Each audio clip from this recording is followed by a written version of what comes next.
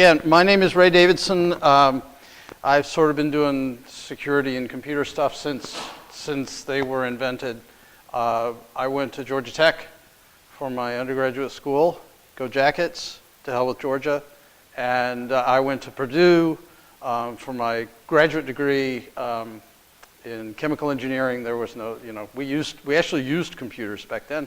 And I wrote my PhD thesis in a word processor that you probably don't know. It's called VI.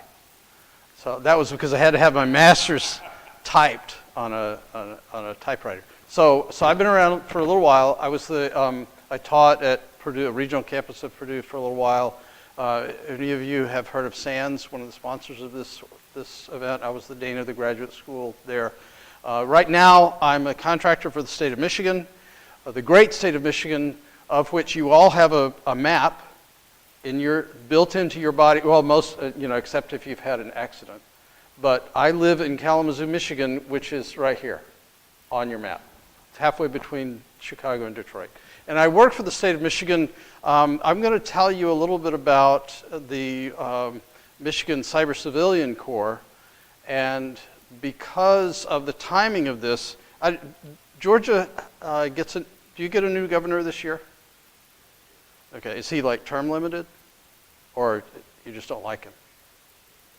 You what? He's already had two? Okay, so same in Michigan. Rick Snyder is not going to be our governor anymore. The Michigan Cyber Civilian Corps has been a project of his, and I've been leading it for the past couple of years, and we're going to get a new governor. So I'm doing what I can to get outside of Michigan to talk about the Michigan Cyber Civilian Corps, so you'll all think it's cool, and you'll go to the new Michigan governor and say, can you come tell us about this? Well, I will still have a job next year. So this is all selfish. So the Michigan Cyber Civilian Corps it was conceived in 2011 as a group, and I believe this is the official wording, a group of trained cybersecurity experts who volunteer to assist the state in rapid resolution of officially declared cyber emergencies. Does anybody not buy into that? Anybody think that's not a cool idea? Right? Nobody's going to vote against that. Sounds cool. This 6 years later, we now have the Michigan Cyber Civilian Act, and I'm not complaining that it took this long. This is how long it takes to do stuff like this. We actually went from getting it introduced in the legislature to getting it passed in the legislature in the course of about 10 months, which is pretty good. And so it is a work in progress, and I'll tell you about it, and I'll tell you about what I really want to share is some of the experiences, some of the lessons learned. We all do lessons learned, right, after every incident, okay? So not. But I'm trying to do lessons learned. So I'm trying to spread this idea. When I've been doing this since 2015 or 16. I don't remember exactly when. So when I went to look for history, I had to do open source intelligence gathering. And I found in 2013, there is a YouTube video of Governor Rick Snyder talking at the North American International Cyber Summit, which happens every year, or has happened every year under Governor Rick Snyder. It's held in Detroit, and Detroit, if you've never been to Michigan, Detroit is on the border of the United States, and if you look across the lake, you can see Windsor, Ontario. And so it's an international cyber conference, because I think people drive across the bridge to come to it. So the North American International Cyber Summit in 2013, he announced we were going to have a Cyber Civilian Corps. And he sort of had a vague idea about what it was going to be, and it was probably the language you see here. Experts who volunteer to assist the state in officially declared cyber emergencies, blah, blah, blah. It started off as a partnership between the state of Michigan, Merit. Merit is a nonprofit organization in Michigan that was one of the original providers of internet service in the country. I believe they provided it to Purdue when I was in graduate school, many, many, many years ago. They were part of the North American Network Operating Group. And they, at the time of this, were trying to get more into cybersecurity. So they volunteered to the governor to take on the role of building this Cyber Civilian Corps. They also have a cyber range that they're working on. In 2015, for various reasons, the state of Michigan decided to take this back under its own wing. And as it happened, we had not a politician, or not a, what do you call the people that always work for the government? You know, it wasn't a bureaucrat or a technocrat. It was our CSO, whose name is Dan Lorman, and you may see he writes for security magazines and things like that. Now he's a consultant. But he quit working for the state of Michigan, and Consumers Energy, which is one of the major utility companies in Michigan, loaned the state one of their executives to be the CISO for a year. This guy was also, at the time, a member of MIC3, the Michigan Cyber Civilian Corps. And so he took some of his feelings about the MIC3 and what it should be doing into the role of the Corporate Information Security Officer, or Chief Information, whatever it stands for the state. And he did some things, and I'll talk about that. And then that was temporary, and now I'm the big guy, the guy to blame. Last year, I got to watch my time, the governor set the goal of expanding MIC3 to 200 members.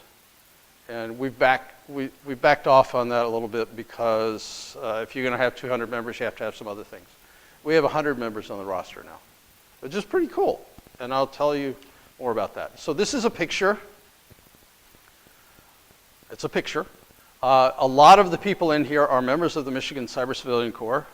I'm even hiding in there somewhere, probably on the back row. I try to stay out of sight.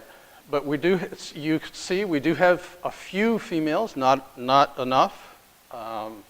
We do partner with the Michigan State Police and the Michigan National Guard. We have Air Guard and Army Guard in Michigan. And I'll talk a little bit more about that, but that partnership is awesome because we're all civilians. We're not cleared, we're not sworn, nothing like that. So that gives us advantages and disadvantages. But we have people in uniforms and with guns and things if we need them. I mean, not that we need guns, but if we need official help. So you all see how pretty these people are, and it makes you want to be one, right? This picture was taken at the MC3, not the MIC3. You run out of acronyms, right?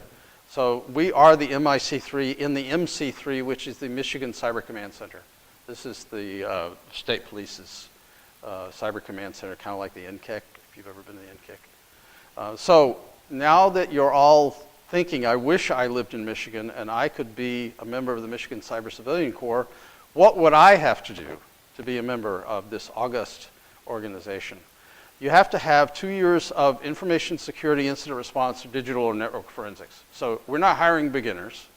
We're not training people. We want people that already know how to respond in the event of a declared cyber emergency. Remember that phrase. We'll talk about that. You have to have one foundational security certification. Now, I'm not going to go into the arguments about certification, okay? I know, they're all right. But I have to put a bar, I have to put some bar. I can't take just everybody. So, and I set it, Security Plus, Ethical Hacker, CISSP, or any GX cert. And if somebody comes in and says, I think we probably have let people with Cisco CCNA or CCNP on. Basically, you have to know what you're doing. You have to be able to type the command line. We ask for employer support for up to 10 days of participation. And the way that works out is on the fourth bullet point, we have for the past 3 years done 5 or 6 days of training. We do 1 or 2 one-day exercises, maybe on a Saturday, where we ask people to leave their home. Michigan, remember, it's a big state. There's an upper peninsula too, that I'm not going to try and shadow puppet. But if you look up on Wikipedia, you can see how Michigan is, and we have 3 members, I think, in the upper peninsula, up there where the snow. We have half of the upper peninsula on the MIC3. There's more than 6 people. It's like New Zealand, right, has more sheep than people. We have, I think the UP, the Upper Peninsula, has more mosquitoes than people. So we do 1 or 2 exercises, and we encourage people to do community volunteering. Any members of anybody work with Cyber Patriot here? Isn't that an awesome program? Just say yes, because, because it's defensive. I love it. You know, it's not just breaking stuff. So this is the participation we asked for. We asked for employers to say you can be gone for 10 days. But after all, we're giving them 5 days of training. So, you know, I haven't had to have that discussion with employers yet. So this is the process. This is the process that actually was started by Merit. We've tweaked it a little bit.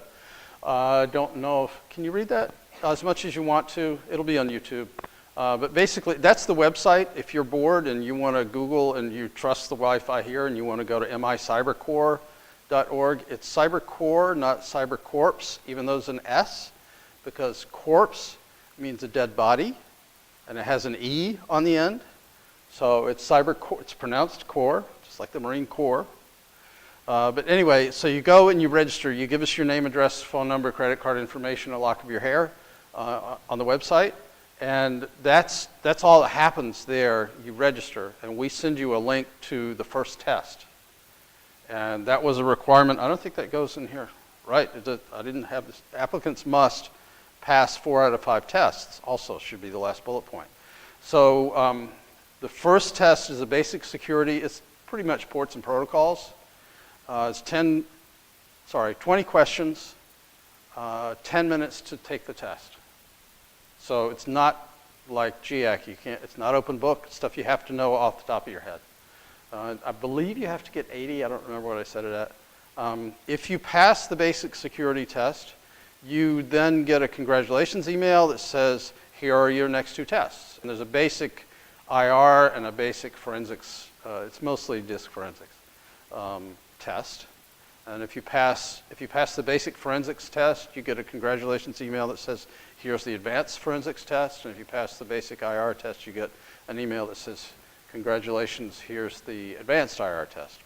Take it. And you have to pass 4 of the 5.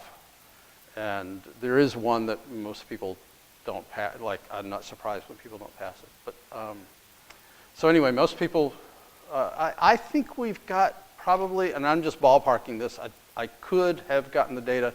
I'm guessing we get like a 50% pass rate of 4 tests. So 50% of the people that try pass the test. And that's not counting the one guy that tried to brute force the exams and took it 7 times. I can see that, but you know, we have a web application that lets me see that. So once they pass 4 out of the 5 tests, we send another congratulations email that actually has human intervention. I have to do it because I have to send copies of the volunteer agreement, which includes a confidential disclosure agreement or an NDA that was written by our Attorney General. And the employer agreement, we don't require the employer agreement because it's not a legally binding thing. If we have an emergency and Ford Motor Company doesn't want to release their MIC3 members, there's nothing we can do. You know, I can't go sue Ford or anything like that. But but we believe we provide enough of a value that employers are going to do that. We do a criminal background check. Talk to that in a minute. This says after it completes the criminal background check, I've got to change that because the criminal background check is a black box to us. Basically, once I submit that to the state police, I order a Michigan.gov email account, and if they don't pass, we do something on the back end, but it's unusual for people not to pass. It's not unheard of, though. If you ever have to have a criminal background check, be aware that it goes into things that have gotten expunged from your record. If you did something stupid in high school, it's gonna bite you. So it's sad. I know I have friends that work in state police who wanted to hire a guy who had excellent forensic skills, and I have no idea, I don't want to know what he did when he was a kid, but they can't hire him because of this. So anyway, currently, we are, as far as I know, the only state-sponsored all-volunteer force of cyber defenders. If anybody knows of somebody else, please talk to me, because I'd love to collaborate with them, because we're making mistakes all on our own right now. And I do have other states asking about this. We had Montana, we had Hawaii come visit us. We wanted to go visit them, but I couldn't couldn't swing that. Indiana, Wisconsin, like up in the Midwest, FEMA Region 5, we have a lot of people. Half the people meet DoD Directive 8570, which I guess has been replaced by something else. And this is not all that cool, except that in Michigan, I get to say half our members are mil-spec. And I just like being able to say that. So, assuming we have members, what do we actually do? Michigan has a cyber disruption response plan, which is in the event of a cyber emergency, what's going to happen. And it puts into place an operating environment. Emergency operations are led by a member of the state police. So in the event of a cyber emergency, we would be under the authority of the state police. Okay? The issue with this, and I sort of alluded to this, is can anybody tell me what's a cyber emergency? Right? No, of course not. I mean, that was my first question. Okay, I'm going to get 100 people to respond in the event of a cyber emergency. What the hell's that? Exactly. But you can get funding to have an organization by saying we're going to respond to a cyber emergency without defining the terms, right? That's your project charter. Now you need a project manager to go out and figure out business requirements and technical specifications, right? All of you with your PMPs, you know this. Here's what we have for lower level incidents. And this is why we have the Michigan Cyber Civilian Act in place, is for these lower level incidents. For a governor declared cyber emergency, if you look in the Michigan Cyber Disruption Response Plan, which is online, I don't know if this section is online, but it has different like DEFCON levels, you know, and you get to DEFCON 5 is the governor declared cyber emergency, and basically for that to happen, lives have to be at stake. It's like when a nation state has hacked 2 of the power supplies up in that upper peninsula where it snows all the time in December or January, and we're going to be without power there for 3 months, and people are going to die. That's the governor declares cyber emergency, and I'm not, the Cyber Corps, I'm not sure what we're going to do is chop wood and build fires, because people are going to die. I'm making fun. We could do some things. But basically, if you try to recruit 100 people to be prepared for a cyber emergency like that, they're going to be bored, right? I mean, imagine this. And this is frankly what happened up to about 2015. There were people recruited for the organization, but there wasn't anything to do because you can do a tabletop exercise. Everybody been to tabletop exercises? Anybody been to one that's really exciting? Yeah, I mean, there are good ones, but most of the ones that I've been to have been a bunch of middle managers sitting around assuring each other that they have processes that will handle this and we'll be fine, don't worry. And I don't mean to completely make fun, but they could be more useful. So I've been working with the state police and the state of Michigan's SOC and the National Guard to try and lower our threshold for activation. And in fact, Tuesday, I'm going to be getting together with some of the members of the MIC3. We're going to go to the state SOC and review a couple of their incidents and talk about how they handled things and how we volunteers might handle things. And I'm going to have a handful of MIC3 volunteers who work at different companies. And so this is going to give us some information exchange, which didn't happen before. We're not responding to a cyber emergency, but we are raising the level of security culture in the state. So this is, if something were to come in at some lower level, the cyber incident would go to, let me see if I can do this. There we go. Would go to the Michigan Cyber Command Center, and they would vet that for any criminality, because we don't want to, walk through the blood like O.J. Simpson, or we don't want to mess up any evidence. So once they clear under what conditions we can be involved, they call me, and I get in touch with our volunteers. And that's another thing we could talk about offline, which is how do you communicate with your volunteers during an incident? We don't have a good way yet, but we're working on some things. So if there is criminality, then we have to be careful. If not, we can go out and just help people. It's a partnership. This is the slide I always show because I think this is really important. We have the Army and Air National Guard in Michigan, as well as the state police and the Michigan Cyber Civilian Corps. Our activities are normal activities besides responding to incidents. And because you're going to ask, right, there has not been an official deployment of MIC3 yet.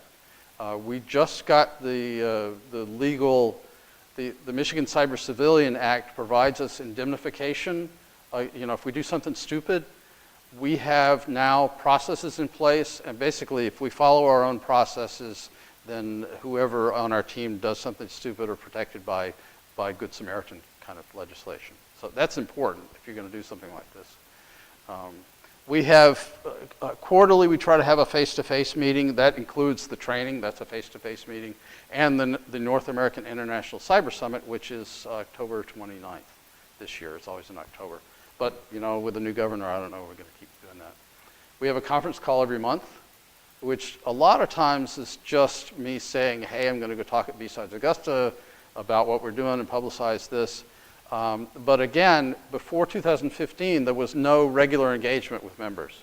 And it's amazing to me how much a phone call, I mean, how many of us like meetings, right? No, we don't like, I'm assuming we don't. But anyway, if we have a monthly meeting, it really helps engage the membership. We also have Slack. And again, we're not reacting to incidents, but the level of engagement and the level of information sharing that we've gotten across the state. And remember, so down here is Detroit. That's where most of the cybersecurity stuff is. I-94 runs across the bottom of the state from like Kalamazoo to Detroit, but that's the corridor. I mean, geographically, if you look, I'm not sure how it would be in Georgia, but you're going to have pockets of industry and knowledge, cyber knowledge, and then you're going to have vast swaths where you think there's nobody there. But what we found is, like, I thought I was the only person in Kalamazoo, Michigan that was an InfoSec person. Well, duh, you kind of know theoretically that there are people, but maybe they're not interested because I never see them at DEF CON or anything like that. We started talking about these things, and people come out of the woodwork. And I now have a group of about 24 people that meet monthly in Kalamazoo and drink. I mean, we do drink beer, but let's not even go to. I like beer, anyway. So there are more people out there doing security than you think, and a lot of the tools that are available, like Slack, it's just amazing to see this. And so I actually there are 100 people on the roster. I will admit that we probably have 30 or 40 people that are actually active. But these are 30, 40 people that know each other now. If they show up in a room, and that doesn't include the Army and Air Guard and the state police people that we have now interacted with in Capture the Flag adventures. And we all know the constraints on us, and so but you get dumped into a fire, the last thing you want to do is be saying, hi, I'm so-and-so, right? So we've all worked together before. It's amazing. So these are our events, benefits. I've been talking about, we've won some awards in recognition, including, I'm really excited about the one on the bottom, the War on the Rocks. War on the Rocks is a blog that's run by the University of Texas National Security Center. And Estonia has a cyber civilian defense league. I'm going to go to Estonia next year, I certainly hope. We should have a blog entry on the Lawfare blog for anybody that reads that this month. I've been working with my friend at the Hewlett Foundation to come up with that. So in the future, we're thinking about a proactive component because detection and defense is harder than prevention, and we want to hit it, as they say, left of boom here. Lessons learned, which is really what I want to get to, is that you have to do something like this, you have to build it, meaning like construct it, but you also have to allow it to grow. And the thing that was happening when I took over, and this is not a criticism, even though it sounds like it, of where it had been before, it's just that it hadn't gotten to that point. There was a lot of stuff being built. There were processes and the application for testing, the test questions were already written, but there wasn't a lot of allowing people to find out about it and to choose to be part of it, and people weren't. They were responding to a request. Somebody would come up to you, like coming up to your door and say, hi, I know you have this skill, would you please help? And who can say no to this? But what happens is you get your name in a roster and you don't actually do anything. So we had to provide, pulls for people to be part of this. And the thing that my friend, who was the temporary CISO, did was get funding for a SANS class. And by golly, you know, if you tell people we'll give you a 5-day SANS class, the other side of that was you have to pass the test. And if you have a SANS cert, you know those are not trivial. When I was in the graduate school, we did research, and people study 20 to 40 hours outside of the class to be able to take the test. So people, again, have to be serious, but it's a serious benefit also, a SANS class. We did for those of you who know, we did 504, basic ethical hacking. We did network monitoring. The 511 was the second class, and we just did network forensics. And that's the one I'm calling people, you know, reminding them. I think I've got 20 people that have passed the test now. I want to get more passed before the North American International Cyber Summit. So you have to build and grow. You have to have top-down and bottom-up. And for this one, I really looked. There is a slide. There's a picture available, and I couldn't figure out how to Google it.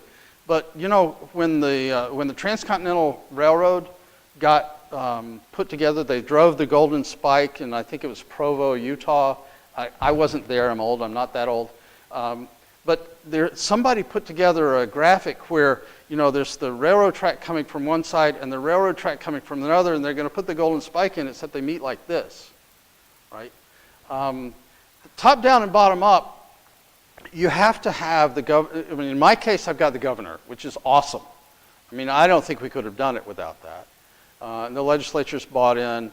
And we also have bottom up, which is about giving that opportunity for people to be part of it, you know, providing the opportunity. And sometimes they don't match up. And, you know, sometimes that's okay.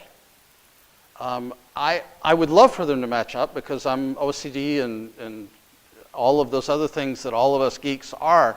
But this is a challenge for somebody doing something like this, is you have to accept that sometimes they're not going to match up. And, you know, to continue the train analogy, if you're not going to run a train on those tracks, you know, who cares? As long as it looks good.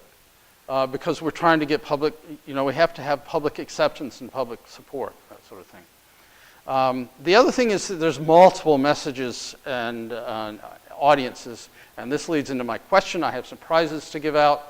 These are the multiple audiences that I have to talk about, and I was clued into this because I did an interview on perceptions of cybersecurity and information security professionals. And there is some concern, as if any of you read Twitter or Facebook or anything about InfoSec, there are questions about how do we get more minorities into the field? How do we deal with lots of drama? You know, we need, 300,000 people? And we can't all be cool people who watch Mr. Robot and can quote all the Monty Python movies from memory, right?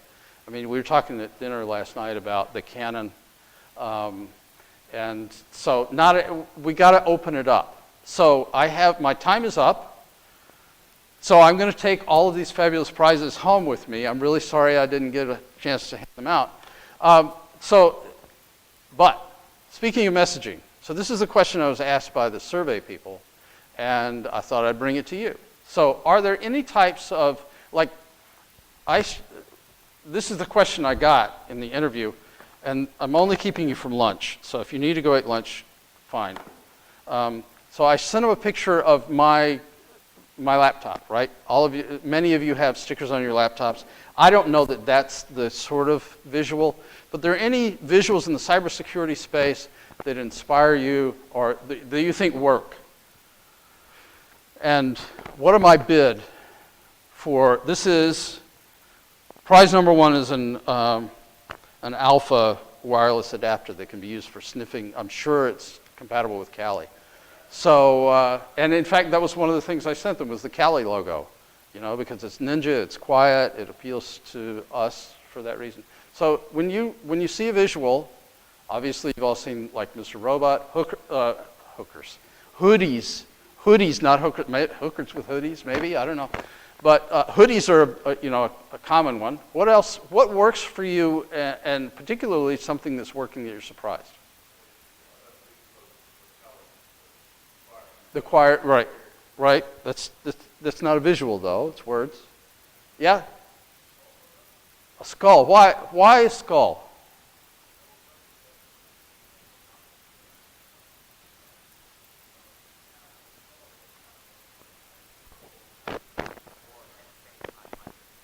Do you celebrate the Day of the Dead?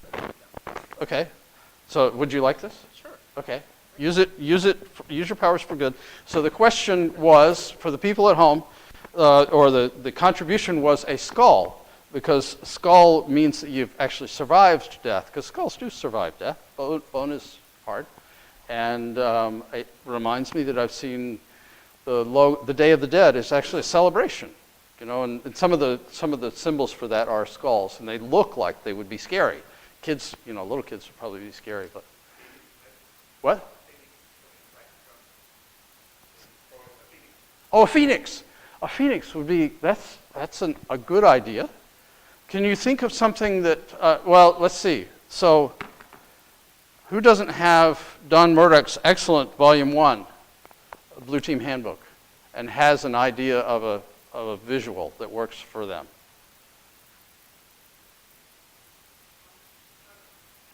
What? Yep. So what's your visual? Do you have a suggestion?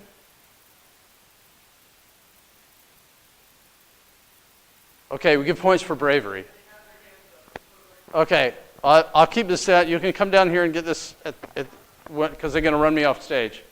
How about Volume 2 of the? Yeah, I know you're getting the hook. So who has? Yes, sir.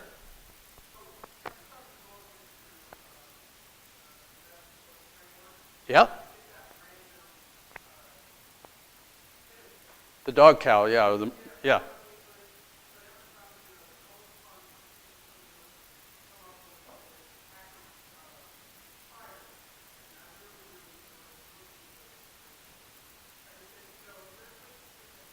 Yep.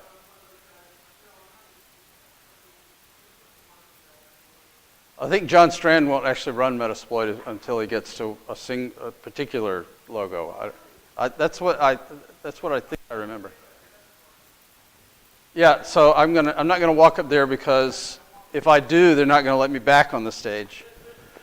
Before I take I want to tell you what kind of fabulous prize you're competing for. This is a gigafast Wi-Fi router.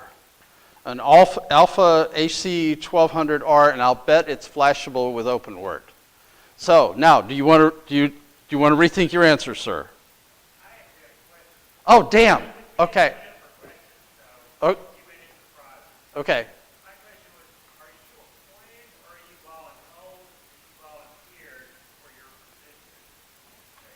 I was a member at the time. And I had scored well on the exams, and I also had experience spinning up a master's program. I had sort of leadership experience in information security.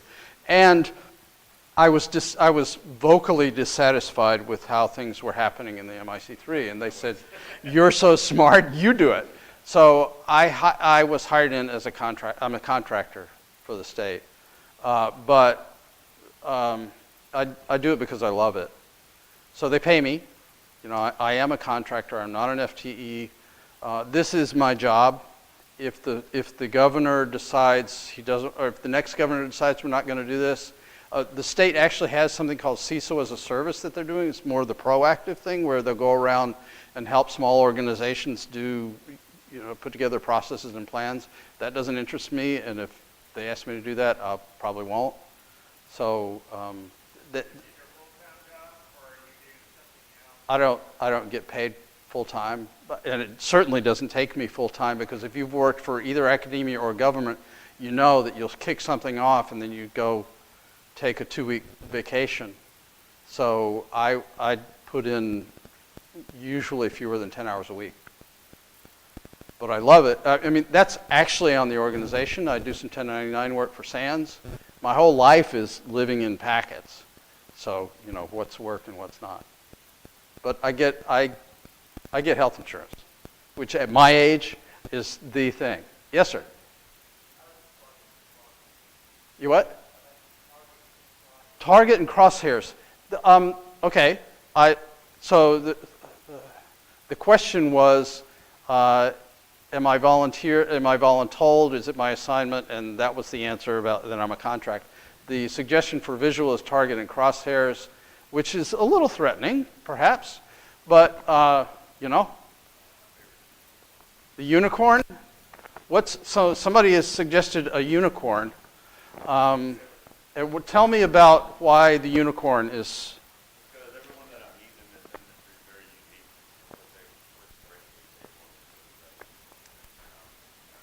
That's what's been working for me, and then it's just been played out. Yeah. You should look for an animated GIF that says, I'm an effing unicorn. I do unicorn things. I always wanted to do that as my performance review. Yeah. Anybody else have suggestions for positive? Yes, sir.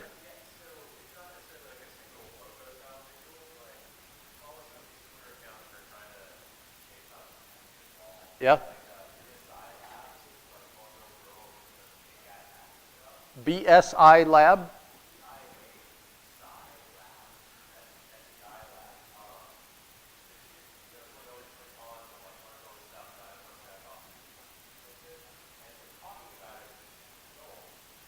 Uh-huh.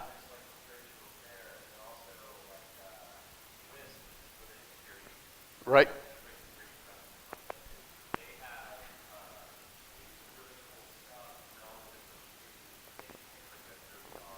Yeah.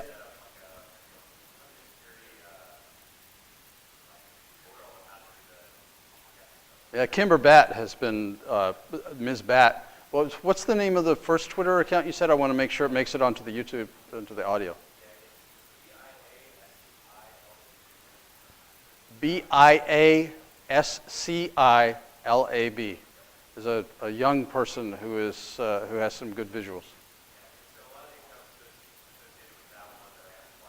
Yep. Cool. Okay. Anybody else? Okay, come to Michigan. Come be part of my Michigan Cyber Civilian Corps. And if you want to do it in Georgia or some other state, please talk to me. That's how to. You can find me online. I am like promiscuous on LinkedIn and Facebook. And if you Google Ray Davidson, I'm not the fashion photographer, unfortunately. I'm not the track coach at the University of Houston, but I'm probably the only security person out there. Thanks for coming. Enjoy your lunch.